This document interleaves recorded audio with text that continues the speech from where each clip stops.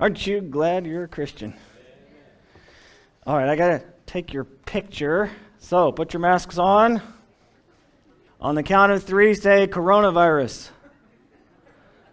1, 2, 3. All right, let's go ahead and say our memory verse from last week together. The kingdom of heaven is like a merchant seeking fine pearls, and upon finding one pearl of great value, he went and sold all that he had and bought it. Amen. Well, today I want to talk about the gift of mothers, but before we begin, here are some time-honored quotes about mothers that I'm sure you'll find helpful. The hand that rocks the cradle usually is attached to someone who isn't getting enough sleep. Mothers are guinea pigs in a scientific experiment to show that sleep is not necessary to human life. The advice your daughter rejected is now being given by her to your granddaughter. You don't really understand human nature unless you know why a child on a merry-go-round will wave at his mother every time around and why his mother will always wave back. A suburban mother's role is to deliver children obstetrically once and by car forever after. Any mother could perform the jobs of several air traffic controllers with ease. Mothers of teenagers know why some animals eat their young. Mothers know there are 3 ways to get something done: hire someone to do it yourself, or forbid your kids to do it. I'd like to be the ideal mother, but I'm too busy raising my kids. Children are a great comfort in your old age, and they help you reach it faster, too. I want my children to have all the things I couldn't afford, then I want to move in with them. Well, for some reason this year, every time I go online, I have been bombarded with these advertisements for Mother's Day mugs. And so I'd like to show you some of them. Here's one with the president. You are a great mom, truly an incredible woman. You've been terrific. Other moms, total disasters. Believe me, everyone agrees. Happy Mother's Day 2020. If at first you don't succeed, try again. Love, your secondborn. Mom, I'm so glad you looked after me better than your plants. Great job, Mom. I turned out awesome. This is a present from a narcissist. Mom, no matter what life throws at you, at least you don't have ugly children. I love how we don't even need to say it out loud that I'm your favorite child. Dear Mom, thanks for putting up with a spoiled, bratty, messy, ungrateful kid like my sister. Love, your favorite. Mom, thanks for overriding Dad's DNA. Anyway, there are quite a few more of those. Well, happy Mother's Day. Now, I know that this is a difficult holiday for those who have recently lost mothers, or those who have lost children, or those who are struggling with infertility.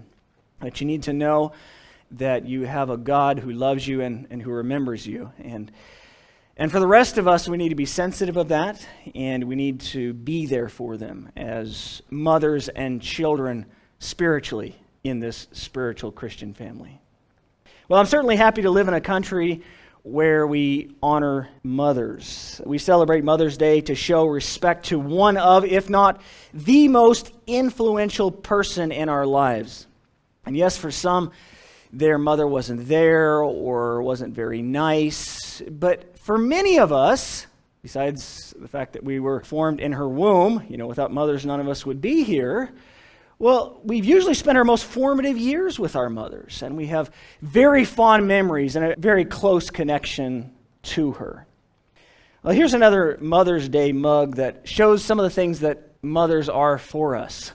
Hug giver, best friend, cleaner, superhero, tear wiper, teacher, photographer, stylist, brew maker, chef, nurse, taxi driver, ATM. And how many times do we find great men and women who became great because of the influence of a great mother? You ought to look up sometime how many of our presidents have given credit to their mothers. And looking at the Bible, behind Moses was Jochebed. Behind Samuel was Hannah. Behind John the Baptist was Elizabeth. Behind Timothy was Eunice, and so forth. And I really believe that saying, the hand that rocks the cradle rules the world. What our nation is going to be in 20, 30, 40 years, it depends so much on the mothers of today. Now, there are three qualities or characteristics of mothers that really jump out at me that I think we need to honor them for: gentleness, protection, and guidance. Well, first, for their gentleness and love. Now, I'm sure you've heard it said, he's got a face only a mother could love. It's a put down, right? But it also says something about mothers. You see, most mothers have great love for their children, and their children feel very special because of it. Well, take a look at the illustration that was used in 1 Thessalonians chapter 2 by the Apostle Paul. But we prove to be gentle among you, as a nursing mother tenderly cares for her own children. Having so fond an affection for you, we were well pleased to impart to you not only the gospel of God, but also our own lives, because you had become very dear to us. For you recall, brethren, our labor and hardship, how working night and day, so as not to be a burden to any of you, we proclaimed to you the gospel of God. And he went on. Now, of all the illustrations in the world that he could have used for gentleness and care, he chose a mother. And I find it interesting in Ephesians 6:4, where Paul said, "Fathers, do not provoke your children to anger, but bring them up in the discipline and instruction of the Lord." And Colossians 3:21, "Fathers, do not exasperate your children, that they may not lose heart." He only mentioned fathers. Why? Because they're the ones who need that admonition. The mothers are generally the ones who are more gentle. When children get hurt, they usually run to their mother. Why? Because their father will probably just tell them to get back out there and try it again. Their mothers are the ones who will give them the comfort. All right, well, second, for their protection. Now, think about this. What is the worst thing that you can find in the woods? A baby mountain lion or a baby bear, and it's not the baby that you're concerned about. I have been dive bombed by angry mother birds. I've seen a video of a mother bird pretending to be hurt to lure a predator away from her children. I have even seen a video of a mother rabbit attacking a large snake that was after her babies. The thing is, a human mother is just as protective, if not more so. In 1 Kings 3, we find that episode with King Solomon. It was an example of his wisdom, and I'm sure you remember it. A child had died, and these two different women, they were saying a certain baby was their own, but it was just one, simply the word of one against the other. You know, they didn't have DNA testing yet. Well, let's read here verses 24 through 27. The king said, "Get me a sword." So they brought a sword before the king. The king said, "Divide the living child in two and give half to the one and half to the other." Then the woman whose child was the living one spoke to the king, for she was deeply stirred over her son, and said, "Oh, my lord, give her the living child, and by no means kill him." But the other said, "He shall be neither mine nor yours, divide him." Then the king said, "Give the first woman the living child, and by no means kill him. She is his mother." You see, Solomon knew that a mother will do almost anything to protect her child. I also like the episode with Jesus and the Canaanite woman in Matthew 15. Jesus went away from there and withdrew into the district of Tyre and Sidon. And a Canaanite woman from that region came out and began to cry out, saying, "Have mercy on me, Lord, Son of David.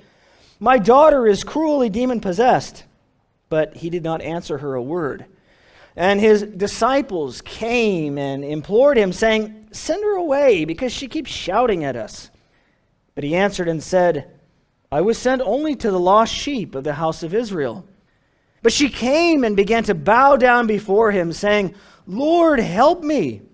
And he answered and said, "It is not good to take the children's bread and throw it to the dogs."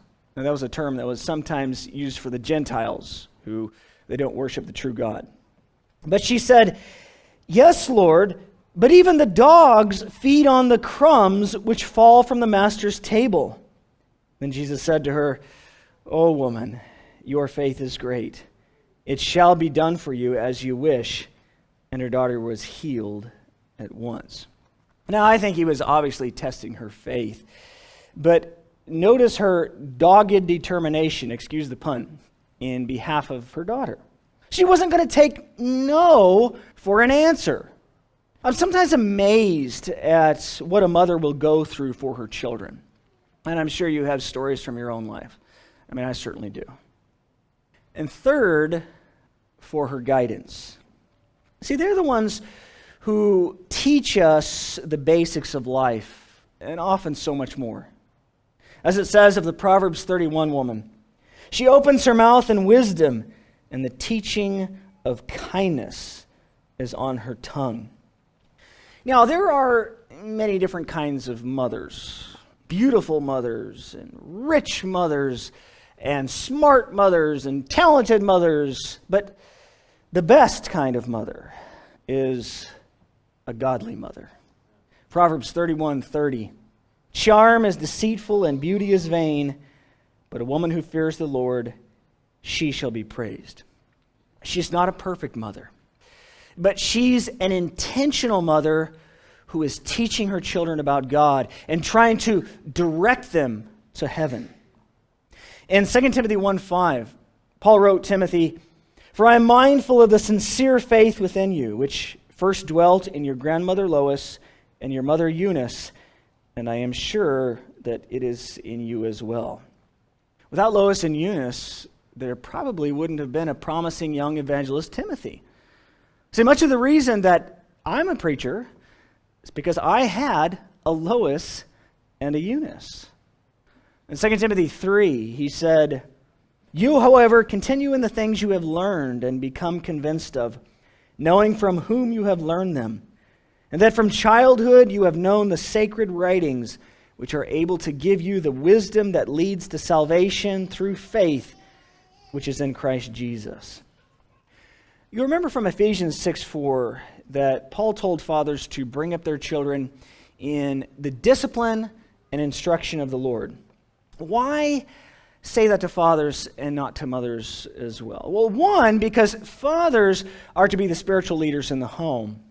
But two, because it's usually the mothers who are doing it.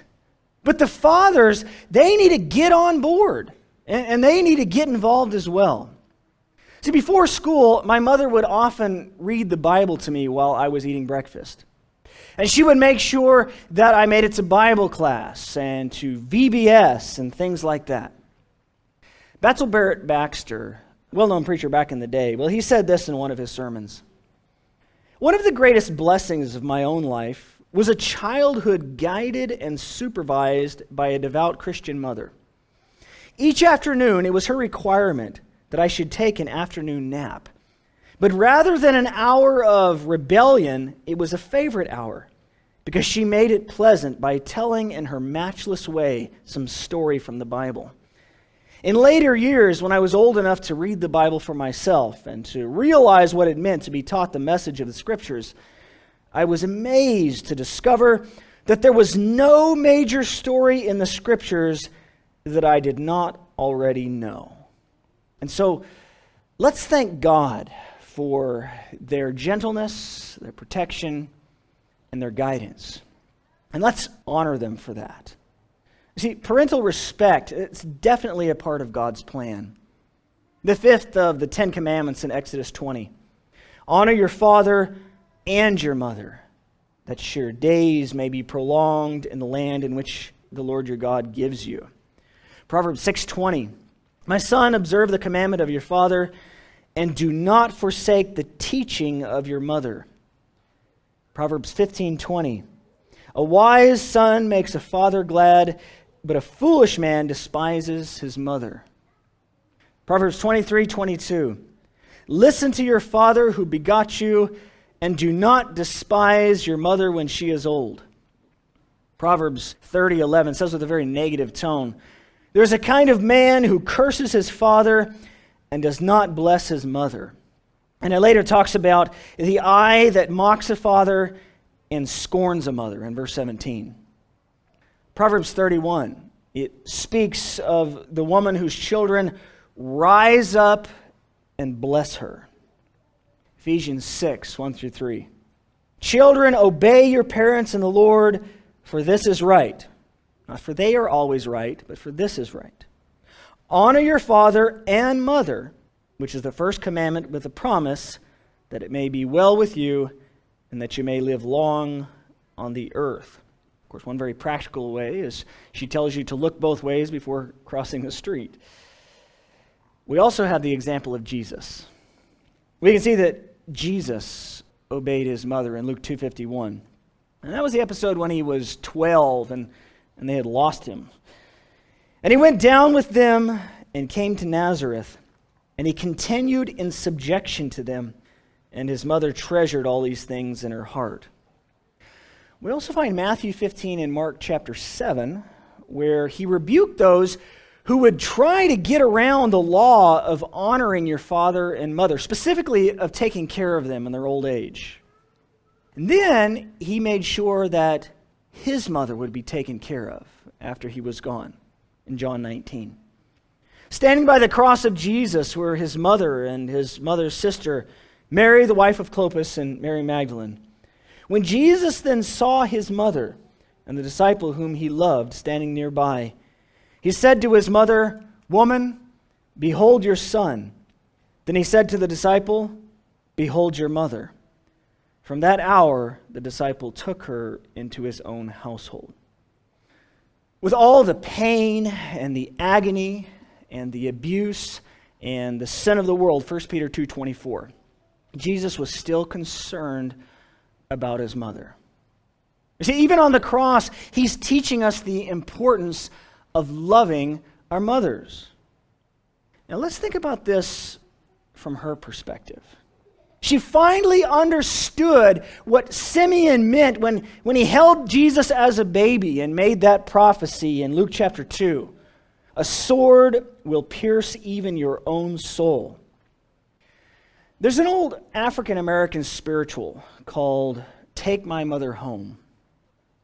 I think I heard him say, when he was struggling up the hill, I think I heard him say, Take my mother home. I think I heard him say, when they were spitting in his face, I think I heard him say, Take my mother home. I think I heard him say, when they were driving in the nails, I think I heard him say, Take my mother home. I think I heard him say, when he was giving up the ghost, I think I heard him say, Please take my mother home. It's my conviction that mothers are a wonderful gift to us from God. So whether or not we had a godly mother, let's love and honor them and make an extra effort on this day. See, I definitely think that we should give them those flowers and those cards and those gifts on Mother's Day, but every day they deserve our honor and our respect. And let's follow the example of Jesus in this. I'd like to finish by reading you something I recently came across. Solomon Rosenberg tells this story from his time in a Nazi concentration camp during World War II. He, his wife, his 2 sons, and his mother and father were all arrested and relocated to a labor camp. The rules were simple. As long as you can do your work, you are permitted to live. When you become too weak to do your work, then you will be exterminated. The conditions were harsh and inhumane. The prisoners were given little to eat, and the weak among them would begin to waste away until the inevitable day they could no longer work, and they were taken to the gas chambers. Rosenberg watched his mother and father being marched off to their deaths when they became too weak.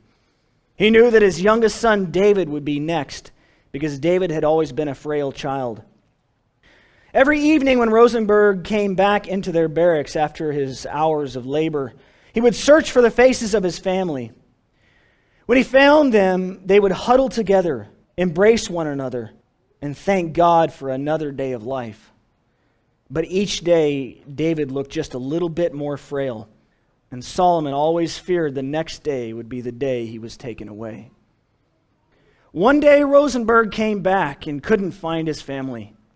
He stormed through the barracks in a panic until he finally discovered his oldest son, Joshua, in a corner, huddled, weeping. He said, "Josh, tell me it's not true." Joshua turned and said, "It is true, Papa. Today, David was not strong enough to do his work, so they came for him." "But where is your mother?" asked Mr. Rosenberg. "She is still strong enough to work." "Oh, Papa," he exclaimed. "When they came for David, he was afraid and he was crying. Mama said, 'There is nothing to be afraid of, David.' And she pulled him close and held him. Then she took his hand and went with him so he wouldn't have to be alone." They apparently allowed it. She went into the gas chamber with him so he wouldn't have to be alone when he died. Let's thank God for the gift of mothers.